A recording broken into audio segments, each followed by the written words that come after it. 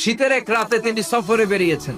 এক মসজিদে মাগরিব আর এশার সালাত পড়ে ভাবলেন ফজরের সালাতে এই মসজিদে পড়ে সকালবেলা বেরোবো, যেহেতু বাইরে শীত, কই আর যাবো। ব্যাগ থেকে কাঁথা বের করে হাদিস পড়তে শুরু করেছেন আর ভাবলেন হাদিস পড়তে পড়তে রাতটা কাটিয়ে দেবে। কিন্তু মসজিদের দারোয়ান এসে বলে, মুরব্বী, মসজিদে তো থাকা যাবে না, আপনি বেরোন। আহমদ ইবনে হাম্বল অনুনয় বিনয় করলেন। দারোয়ান, সে না ছোট বান্দা, সে বলে না, মসজিদে থাকতে পারবেন না, বেরোন। এখন উনি আর কি করবেন, কিছু করতে না পেরে ব্যাগ নিয়ে বের হয়ে গেলেন। প্রচন্ড শীতের রাতে, কনকনে শীতে তিনি কাঁপছেন। চলতে চলতে হঠাৎ দেখলেন একটা বাজার। ওই বাজারে যুবক রুটি বানাচ্ছে। যে সালাম দিলেন, আসসালাম। বাবা, শীতের রাতে বিপদে পড়েছি, যাওয়ার জায়গা নেই। তোমার যে চুলাতে তুমি রুটি বানাও, এই চুলার পাশে বসে যদি সারা রাত আমি কাটিয়ে দেই আর চুলা থেকে আগুন পোয়াই, তোমার কি কোনো ক্ষতি হবে? যুবক বলেন, না না, কোনো ক্ষতি হবে না, আপনি আগুন পোয়ালে আমার সমস্যা কি, আসেন। চুলার পাশে বসে আবার হাদিস পড়তে লাগলেন। কিন্তু তিনি লক্ষ্য করলেন যে